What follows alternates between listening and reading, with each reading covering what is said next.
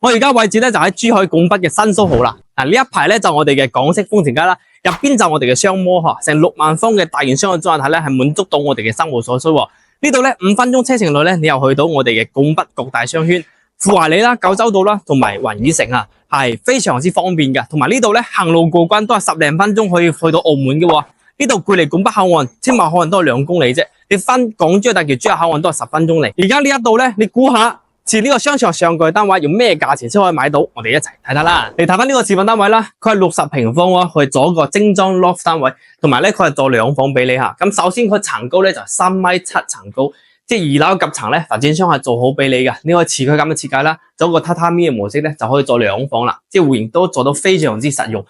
咁我哋而家發展商政策咧，佢可以包交俾酒店去託管嘅4100蚊嘅保底租金。我哋陽台望出去咧，就望翻我哋珠海嘅城市景觀啦。咁樓下咧就我哋嘅大型 shopping。